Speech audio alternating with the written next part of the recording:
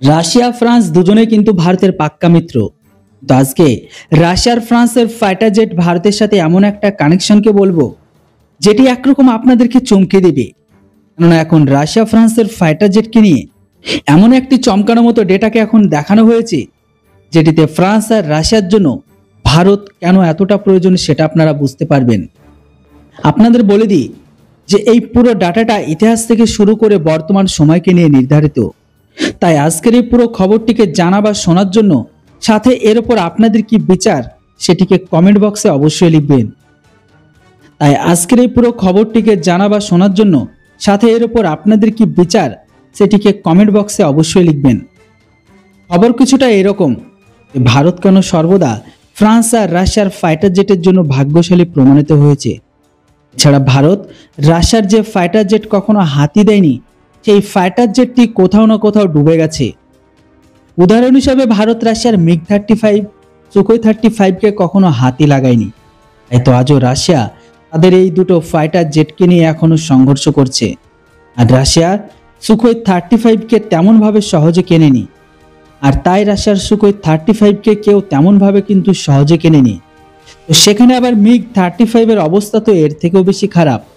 এখানে রাশিয়া ঘোষণা করেছে তারা তাদের এই দুটো ফাইটার জেট আর কাউকে দেবে না, কেননা রাশিয়ার MiG-35কে কেনার জন্য এখন আর কেউ নেই।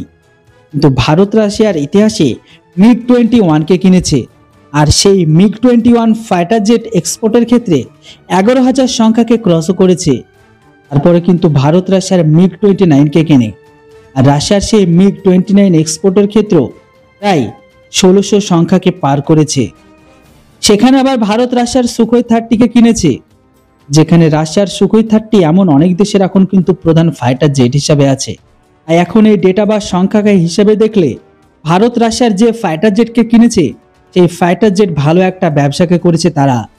কিন্তু ভারত রাশিয়া যে ফাইটার জেটকে কখনোই কেনেনি, হোক সেটা MiG-35 বা সুখোই 35 এর কথা যদি বলা হয়, তাহলে রাশিয়ার সুখোই 57 হোক না কেন, ভারত এখনো পর্যন্ত এই তিনটি ফাইটার জেটের মধ্যে কোনোটাই তো কেনেনি।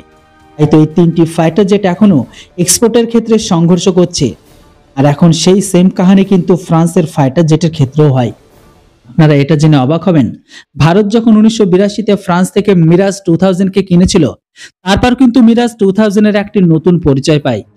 তারপরে কিন্তু ফ্রান্স প্রায় 6000 মতো মিরাজ 2000কে বিক্রি করে। এরপরে ফ্রান্সের রাফেলের কাহিনী তো আপনারা জানেন, 15 বছর পর্যন্ত একটি রাফেলও বিক্রি হয়নি। কিন্তু যখনই ভারত রাফেলকে কেনে, তারপরেই যেন ফ্রান্সের রাফেলের ভাগ্য খুলে যায়। তাই এখন ডেটা থেকে বুঝতে পারা যাচ্ছে ভারত কোথাও না কোথাও রাশিয়া আর ফ্রান্সের ফাইটার জেটের জন্য ভারত ভাগ্যশালী হয়ে উঠেছে এখন।